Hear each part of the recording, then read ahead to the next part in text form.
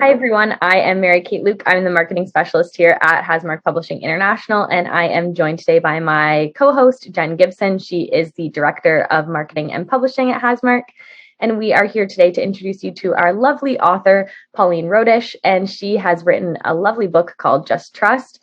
So, Pauline, this is a really deeply personal story that you have written. How did you know that this was the right time to kind of put it down on paper and share this with the world?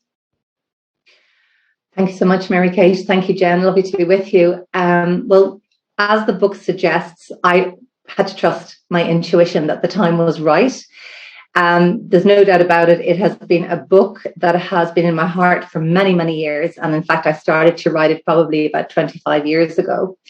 But the time is now. And I think that some of the subjects that I address, while it is very much a personal story, it's a teaching memoir. And I do address some important areas, topics, if you like, certainly from my own life. I have learned in recent times, following other authors, following other inspirational speakers and coaches, that many of the things that I have experienced in my life would seem to be becoming a bit more mainstream. The subject of intuition, for example, challenging some of the beliefs that we were raised with, would seem to be quite common language nowadays. And I guess that's possibly why I've withheld for many, many years, decades, in fact. And I sort of feel that maybe there's more awareness now, and that I'm part of that, I guess, phase, if you like, in our evolution to bring some of these subjects to the front line, if you like. You speak about intuition in the book. Why do you think it's important to both understand our intuition and know when to follow and trust it? Well, first and foremost, intuition is possibly not something that many people have been told about or taught about. It is often regarded as our sixth sense or one of our higher mental faculties. And I've always had this very strong intuition, you could say, since I was a very small child. But of course, I wouldn't have the language for that. I didn't know it was that. And I often operated, like many people, as an unconscious competent. I was listening to my intuition, which I call my inner voice. It is the essence of who we are. It's often been described, if you think of the word itself, intuition, it's like the inner tutor, the inner teacher, the inner spirit speaking through us. Now, we need to be very quiet to hear the words and this guidance, but it's always there. It's always there. It's not something that we have to find. It is part of who we are. It's part of the fabric of who we are. It's a gift we have, a superpower, if you like. And a lot of people, and myself included at times in my life, have operated with just the five senses. All I can see, hear, smell, taste, and touch, and the circumstances that evolved in my life as a result of that. But when we're tapped into the sixth sense, we move to a whole different level. We have the ability to know that we're not alone in creating our lives, that we have this inner guidance system that we can tap into frequently when we are maybe doubting ourselves or when we're considering doing something in our lives and we want to feel, and the word is feel, that it's the right thing for us to do. We can ask our heart for guidance. Our heart is highly intuitive. And really, we all have experienced intuition because we often refer to it as a feeling or this gut feeling. That's how a lot of people might voice it. But it is something that is there, and it's something that we can really hone and elevate in our lives and tap into, and then live from that sixth sense perspective, so that when we do that, we're not as inclined to look outside of ourselves for answers. We're more inclined to trust that what we're feeling, if we get that good feeling, a yum feeling or a yuck feeling, those were words that I learned once upon a time when I was teaching meditation. Tuning into the heart. If something feels yum, great. If it feels yuck, then perhaps it's not the right time to do it. But intuition is available to everybody. And when we learn to trust it, we can alleviate many fears, stresses that we would otherwise encounter, and we stop doubting ourselves. I love that. I think it's such an important sentiment that not a lot of people probably even think about on a daily basis. So it's great to be able to tap into that. Exactly. Now, that's one of the wonderful universal messages in your book. And I know that you have quite a few. What do you hope that readers will take away from your story and gain from reading it?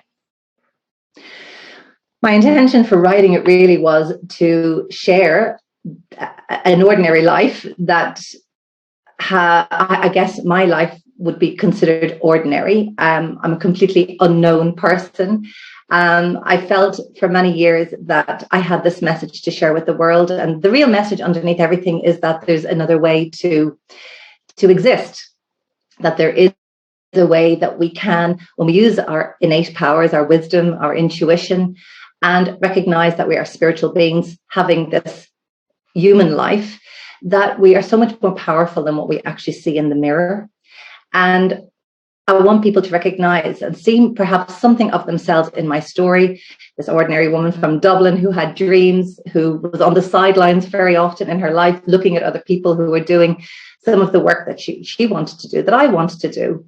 I would look from a distance, and then I got more involved and I started to do trainings and courses and workshops, and I became this incredibly I would say a student with an insatiable appetite for learning and growth, and just wanting to understand how to make life much more harmonious, peaceful, joyful, and help people to achieve that as well. So that's what I do now. I mean, it's evolved. My work has completely evolved from starting out on the streets of Dublin as a policewoman to now working as a coach and a clinical hypnotherapist, helping women, mostly women, to evolve and to tap into their potential and realize their own purpose and their gifts, and to do it with confidence and joy. Wow. That's amazing. What was the most difficult part of the writing process for you, and how did you overcome it? An easy question for me to answer. The most difficult part of the writing process was that I had this incessant voice in my head saying, "Who do you think you are?" I'm an avid reader. I love reading, and most of the stuff that I would read would be from the personal development, spiritual development side of things. But I do enjoy a good novel and a good book that I can take on holidays. But nonetheless, I would have, for a period of my life, compared myself to authors such as Elizabeth Gilbert, Marcy Shimoff, to name a few. And I thought, Marianne Williamson, how the heck can I write like these amazing women? I was always in awe of them. I'm still not putting myself in that league at all. So the most difficult part was stopping this comparison sort of way of going on in my mind, and realizing and knowing that the damage that I was actually doing to my own confidence, because sometimes when you know how to offset this and you're not doing it, you really can feel very challenged. So it made me come face to face with many of my own demons, thinking, who am I to actually share this message? But I also then had other concerns, because some of what I reveal in the book is a little bit of a confession of my life. It's very revealing in places, and I felt very vulnerable in sharing some of what I've shared. But at the same time, I'm all about telling the truth, and I think the truth does set you free. And I hope that it'll give other people permission to be honest with themselves in their own lives. And again, some of the difficult things were because I could have expanded on many of the subjects, but then I would be potentially impinging on other people in my life's stories. And I didn't have, it's not that I hadn't got permission, but it wasn't my story to share. So it was just that making it personal without upsetting anybody else, because it is a memoir. And I overcame it by tuning inwards and really genuinely meditating on it and asking, is this book of any significance? Does it need to be written? Why? I mean, I asked myself many, many questions, and I got the green light. And so that's it. I'm trusting that. And it's just ironic that the book is all about that, but I do have to trust that and live as an example of what I teach. I love that. It's such an important sentiment. Now, I know that you're deeply inspired by the teachings of Deepak Chopra. Do you have any other one person or event that helped to inspire you to write this story?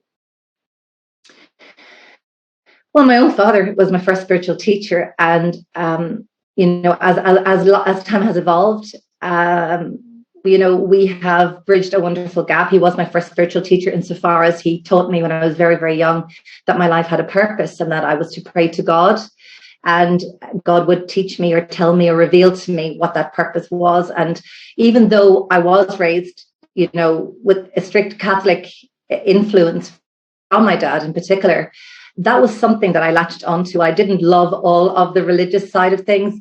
I absolutely loved this idea that I had a purpose. That kind of elevated me. It just was a seed that was planted, and I always latched onto it and wanted to know, what is my purpose? And especially then, as I moved through my life and was in multiple jobs, which at times made me feel like a failure, I was seeking to know, what is my purpose? That was always underpinning everything that I did. So my father would be very influential in that respect. But of course, teachers like Dr. Wayne Dyer, Eckhart Tolle, Oprah. I mean, I absolutely love Oprah. I love what she represents. I love her messages. Marianne Williamson. So yeah, there's many teachers, including friends and family and workshops that I've attended by people that wouldn't be considered to be well known. Everything has had an impact on me, for sure. Excellent. When does Just Trust launch, and how can people get a hold of a copy? It's going to launch on June 22nd, and it will be sold via Amazon. So the link will be available at the time, close to the time, and in advance. And so that's the one way. And then, of course, I'm going to do a book launch more locally in my neighborhood with some family and friends to celebrate the actual launch. So I'll have some books available for that. But overall, it's Amazon. Incredible. We love that. Now, where can people find you? Social media, your website? So my name online is the Mindset Detective, and it comes from, number one, the fact that I have a very investigative, curious mind, which I believe is necessary when it comes to helping people as a hypnotherapist or as a coach. But really, it came from my very first career as a policewoman, when I was constantly investigating crimes, etc., and situations.